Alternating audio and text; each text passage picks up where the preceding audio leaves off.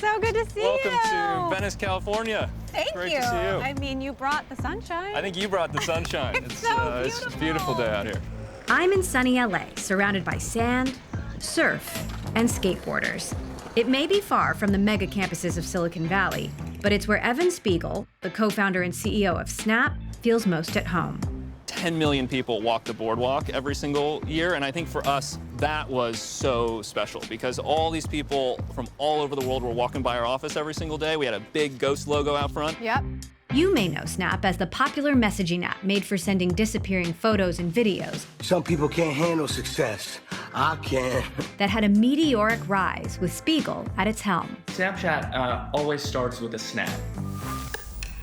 These days, he's grown up, still in founder mode, and trying to stay competitive in the ever-changing world of social media. To do that, Spiegel's doubling down on consumer hardware and going head-to-head with giants like Google, Meta, and Apple in the race to bring augmented reality to the masses. I think for us, it's really about this transition from a screen-based way of interacting with computers to interacting with computers in the real world through augmented reality. That this is going to be one of the biggest and most profound shifts in computing. These are trillion-dollar companies, though, and Snap is a multi-billion-dollar company. A baby company. A baby company. So he's on a quest and having some fun along the way. I don't know where these arrows are going, but... Oh, there we go. So we're looking at the future, literally, right now. Is that what we're doing? feels like it.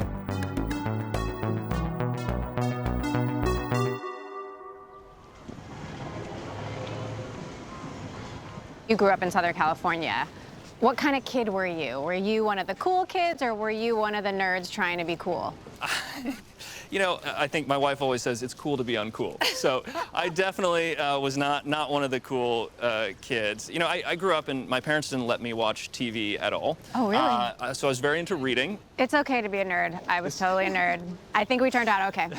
I saw that you were really interested in graphic design early on. How did that sort of shape your approach? I think for me it was that intersection of being able to express myself through art, but to do it with a computer and to use these really, really powerful tools that made me feel like anything was possible. And then later on, that sort of prompted me to build my own computer and to pursue ultimately product design in college. What was it that made you say, I need to drop out? Like, I need to do this? I was standing in the back of this machining class, and at that time, we were signed the documents. We were waiting for our venture investors, Lightspeed, to fund, and I was refreshing the Wells Fargo app in the back of the class, saw the $485,000 hit, walked up to my teacher, Craig, and just said, you know what, I'm so sorry, I'm gonna have to drop this class. But I went back and finished that class with Craig many years later. When Snapchat debuted in 2011, social media looked a little different. MySpace was on its way out, Facebook and Twitter were huge, and Instagram had just launched. The startup economy was booming. At the time, it would take like a minute to send a photo, which was just crazy. So we invented a way to send photos really, really quickly. People were starting to use it to talk, so we renamed it Snapchat. We added captions and drawing and all the fun creative tools people use. Within a few years, Snapchat was rising in popularity. That is rainbow vomit. Stirring up its share of controversy and catching the attention of Silicon Valley. I remember the first time I saw Snapchat in the wild. We were at an ice cream parlor, and there was this crowd of kids in front of us, and they all had their phones up, and I was like, oh, they're taking pictures of the ice cream?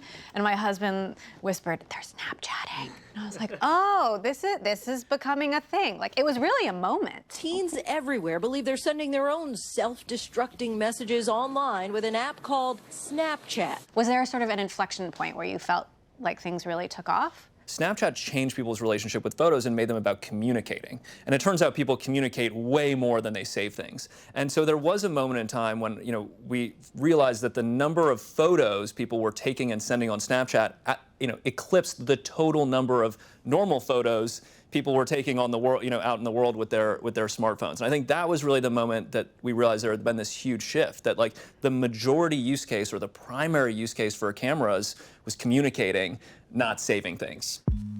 The rise of Snapchat also made Spiegel one of the youngest billionaires in the world by age 25. How did you manage having so much responsibility and money and fame at such a young age? What a great question. I felt really fortunate that I live in a place where my family is. So my family, my high school buddies, all my friends from school and from growing up are here in LA. My parents live, fortunately, they're still alive and live 10 minutes away. So I've got a really strong support network. What was your first I made it purchase? Oh my gosh, this is going to be so embarrassing. I was still living at my dad's house. My first purchase was a pre-owned Ferrari. I went to the Ferrari dealership and walked in. They must have looked at me like, what are you doing? I was like, oh, can I buy a car? And they're like, what? Yeah. So I came the next day, gave them the cashier's check, and I drove home. And my dad was very upset because, he's like, where are you going to park this thing? I mean, not in front of my house. Instead of settling in the Bay Area like most tech startups, Snapchat's first official office, that wasn't in Spiegel's dad's house, was in this small but iconic spot. Welcome to the Blue House. And just imagine there's a big ghost right out front, right there. So tourists would come by, snap photos with the ghost, and come up and knock on the door to get help with their account, too, and give feedback, which is always appreciated. So why a ghost? Well, in the beginning, the app was called Pickaboo, so it was Boo like a ghost, and I drew the little ghost in my dorm room. You drew it? Yeah, back in the day, it was holding a Polaroid, too, which was pretty cute, but we simplified it, got rid of the Polaroid, and now it's just the Snapchat ghost. You loved Venice, but Venice didn't always love you. I mean, there was quite a bit of backlash. There were people holding signs. Venice is a community, not a corporate campus. How did you handle that? It's definitely a lively environment, but we never anticipated that we would grow so quickly, and I think that did put some pressure on the community, and ultimately is part of the reason why we ended up moving to our campus in Santa Monica as the company sort of reached a different phase of growth. But those early days will always, be have a special place in my heart. As luck would have it, the current occupants of the Blue House were happy to let us in for a tour to relive the memories. Congrats on getting going. Thanks, yeah. Hopefully we can have some similar success to you guys. I have no doubt. This house is very lucky, I think. So. Hi, thanks for letting us crash your peaceful Venice morning. This is actually where we all sat when we decided to stay in Los Angeles, because that was a big debate at the time. Our investors were saying maybe move to the Bay Area and this kind of thing. We all sat here and kind of heard everyone's perspective, and everyone wanted to stay. I shared a desk here with one of our team members, Micah. We were playing footsie under the table sometimes. Oh my goodness, look at that. I mean, it's a pretty magical spot. Not bad for a first office. Not bad for a first office. Snap went public in 2017 and left its startup days behind. But no matter how much the company has changed, Spiegel has stayed committed to his vision. It's easy to forget because it's been so long now, but Snap popularized so many things that are just like a fact of social media today. Disappearing messages, stories, filters and lenses, even vertical video, location tags. What was it about you and Snap's culture that enabled that? Well, I think one of the things that was really unique is that we were mobile first. So we were one of the first services to start building mobile only. A lot of our competitors actually had started on the desktop and were migrating to mobile. But we had grown up with smartphones, and even things as simple as, back in the day when you would open your camera, you had to choose between photo or video. So we invented this button where you would tap to take a photo or press and hold for video. It's the same, of course, for stories. For vertical video, it was so obvious to us. I mean, all the video at the time was cut horizontally. So it was all about making things more human. Yeah, and easier to use, designed around the way that people live instead of forcing people to change the way they live to use technology. Snap has always made big waves for its size in Silicon Valley, inspiring copycats and sparking some rivalries along the way. Your LinkedIn says you're the VP of product at Meta. How do you really feel? Well, I wish that was my joke, because I get so much positive feedback on that one. One of the fun parts of being a designer is building stuff that lots of people use. But it's also meant that from the very early days, as we saw how the competitive landscape would play out, that we invested in technology that was highly differentiated, that was very, very difficult to copy, and that has platform characteristics. This is legend, but I want to hear it from you. Mark Zuckerberg famously offered $3 billion to buy you back in the day. Tell me about the journey of emotions there and what gave you the courage to say no. Well, I can say now, publicly, it was a hell of a lot more than that, which is pretty wild. So I think for us, there were a couple... It was more than 3, you're saying? A lot more than 6. 3. Ish, yeah, I think. Okay. I think for us, there were a couple things. The first one was that we saw a much bigger opportunity for Snapchat. A lot of that was informed by having the experience of watching Instagram. which sold very, very early in their life as a company, ultimately has become a huge driver of growth for Meta, an incredible business. And I think watching that and learning from that sort of story and the feeling we had that, wow, they had sold way too early, definitely informed some of our thinking. But more importantly, we saw so much potential for Snapchat. So we thought, that we could build a really big business on our own. Where do you get your conviction? I grew up with two parents who were both lawyers. My mother was a tax lawyer, my dad does business litigation. So our dining table conversations were energetic, to say the least. That's the primary format, actually, of our design meetings. We spend, 3 or 4 hours a week just looking at work and debating it, and really, developing that confidence in the philosophy, in the underlying perspective or point of view. Snap, like many social media companies, makes most of its money through ads, making it vulnerable to the internet's ever-changing whims. A single tweet from Kylie Jenner once wiped $1 billion off its market cap. And when it comes to users, competition is fierce. Just how big a threat is TikTok? I mean, they seem to be setting the trends that you set in the early days. They have some real advantages that make them a tough competitor. One, of course, is that they're allowed to operate in China and we're not. They have a very, very large and profitable business in China that they can use to fund their growth outside of China. And so, especially as they've been competing with us in the early days, it's not like competing with a normal startup. It's like competing with a giant conglomerate, because they have so many different services that's able to spend tens of billions of dollars to grow. And so it's been an unbelievably formative journey for Snap to try to figure out how to compete with them, in addition to the really big players here. Snap is currently sitting below its IPO price. Earnings can be notoriously brutal. But I think the massive problem for Snap is actually no one really knows what it is. Do you think Snap's best days could be behind it? It really was a dismal quarter for Snap. How do you manage the pressure of running a public company? Does that get to you? I think what's so important is that we just continue to stay focused on our vision, and that we clearly communicate that to our team. I had such an inspiring conversation with Jensen, because they were trying to grow this GPU business. People didn't think they could win in GPUs. And he mentioned to me, it just felt like I never had a clean quarter. So what was Jensen's advice? Just knuckle down. It's funny too, because at the time he had young kids, and he was joking around. He's like, so I'd bring my kids to work in a basket, and we'd be at the office 7 days a week to try to win that future. And I think ultimately to invest so consistently over a long time frame at this scale is such an advantage. But, sometimes it means we don't have a clean quarter. Spiegel's focus on winning the future involves a multi-billion-dollar bet on smart glasses, something he's been committed to for over a decade, even though there's no proven market yet. What do we got here? This is Specs Memory Lane. This was my first pair of Specs. I loved the color. I was like, yes. I felt very hip. The goal was really to just see if we could inspire people to wear a camera on their face, which at the time was, I'd say, pretty taboo.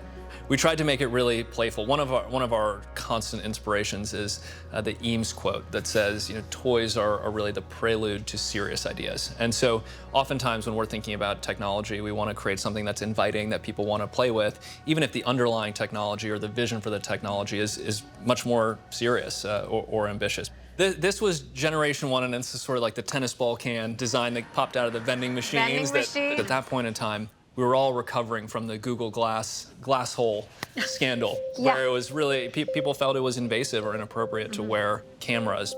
Google released its first smart glasses to the public back in 2014. What better way to start off the next big thing summit than with Google Glass? And the feedback wasn't always good. Strange. Glass ended up being kind of a flop, but that didn't deter Spiegel. The next big step that we took with Specs was this one. Okay. This was a big step. This was a big, awesome. This was a really big step for us, because instead of just having one camera, we had 2 cameras. And with 2 cameras, right, there's 2. Okay. With 2 cameras, you get depth. And therefore, you get an understanding of the world and the environment that you're in. And you get 3D content, the ability to overlay AR effects on that content. And this was really the foundation of beginning the augmented reality journey. All right, let's go try some stuff. To test out the vision, we headed to a nearby park for some games on Snap's latest prototype. Game on. Game on. Watch out. Archer Champ. Archer Champ. Right there. Oh, that wasn't nice. bad. I don't know where these arrows are going, but one of them hit. Oh, there we go. All right, you crushed me. Okay, so walk me through the design.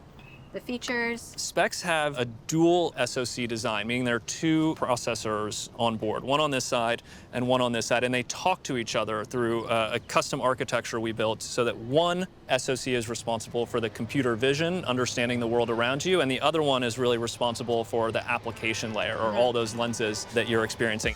Do you see one called Sightcraft? Sightcraft, Okay. yeah. It's not showing me the menu. You see a little It says button on your hand? avoid plane, improve lighting, make details visible. Okay. Okay, so this is kind of fun. Let's make our own little walking track, basically. As soon as you go through the starting line, you're gonna Okay. have your So I'm trying to just. races on. So then Okay. follow. Oh. You can follow your little. Yeah. Do I look graceful? Okay, this was so fun. I'm still skeptical that people are gonna put a camera on their faces. And it turns out I'm not the only one. Would you wear a pair of smart glasses? No. No camera on your face. That's disgusting. Yeah? No? No. Okay. I really don't like glasses in general. Our privacy is invaded. There's the privacy risk, amped up with AI providing new ways to collect and exploit personal data. I know behaviors have changed a lot, but it still can be like a little unnerving when someone turns to face you and they've got a camera right on you. I think you're right to feel that about camera glasses. When the primary use case of glasses is a camera, I don't think there's enough utility or a benefit for there to be real social acceptance across the world at a broad scale. I think the turning point's gonna come when you say, hey, are you taking a picture? And they say, no, I'm watching a movie. And you're gonna be like, what? Do glasses make our lives more social or more antisocial? I think they're going to create points of connection in the real world, which is fundamentally what we as humans really need. Literally, 2 months ago, I looked through our front door, and two of our boys are running around outside with the glasses on, playing together and laughing, and they're using a computer, but they're using it in a totally new way. And so I do think if we redesign computers, if we rethink computing, we can bring people together.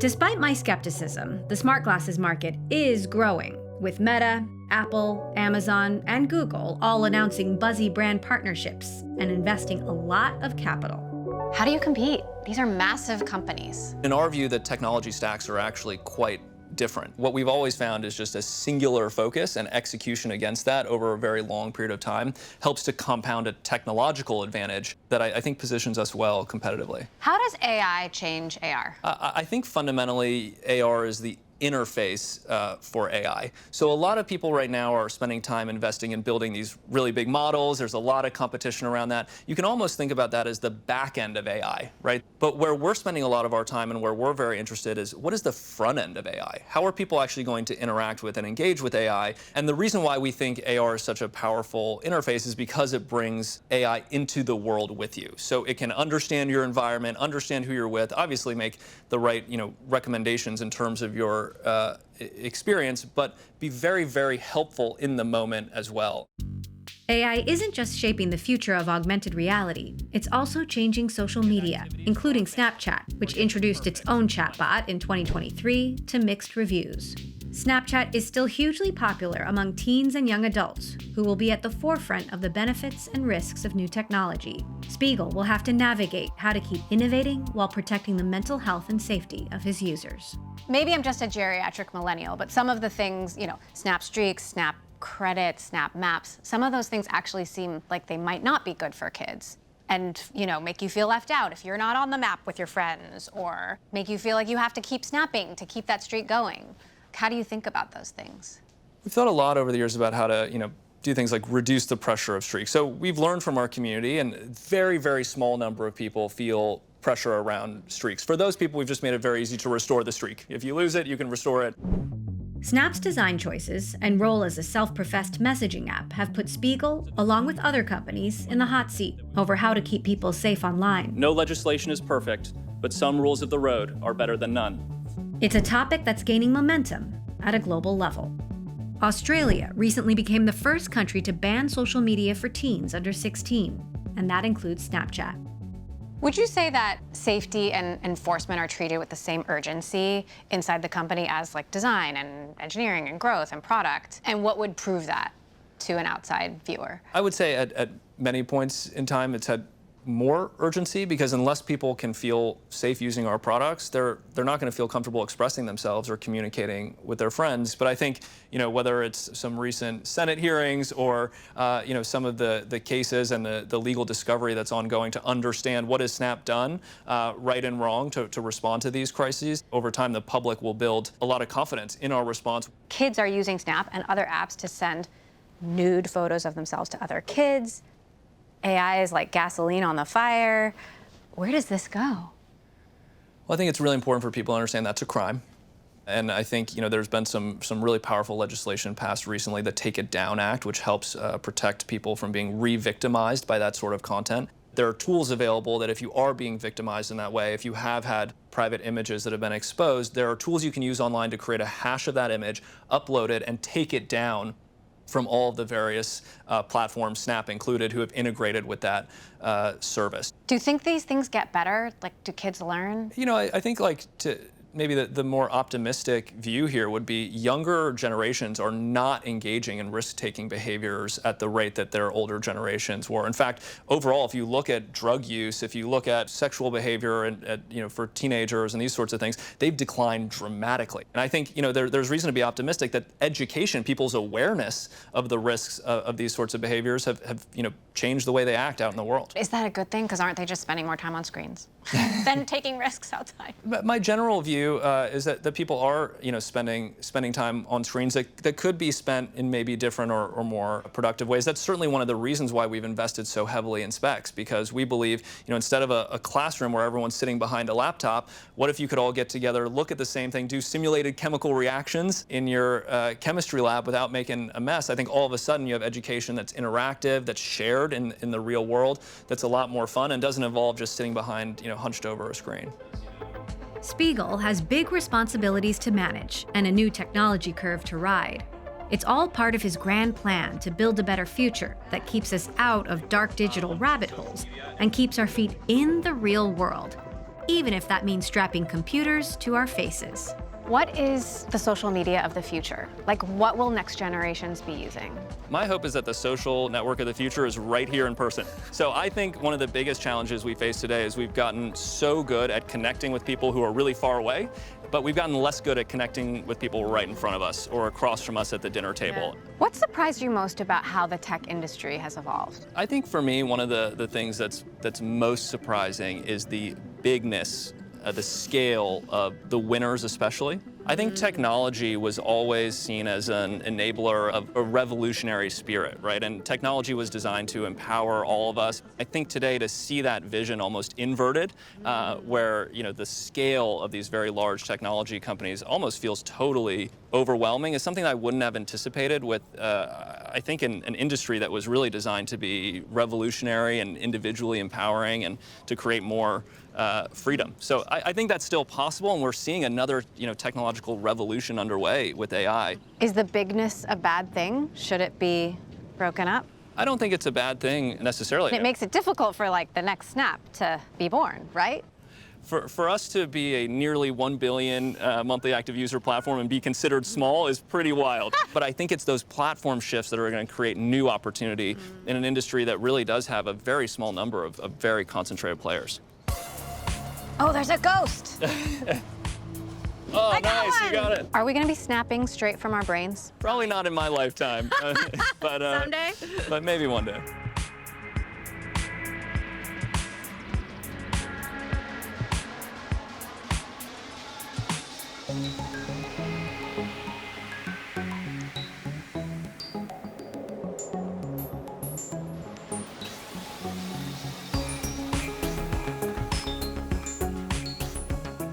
Ooh, nice. Ooh, Okay. You're bald. I mean, It's that's good for not the bad. bodybuilder scene. Yeah, I think. yeah. Wait, do another one.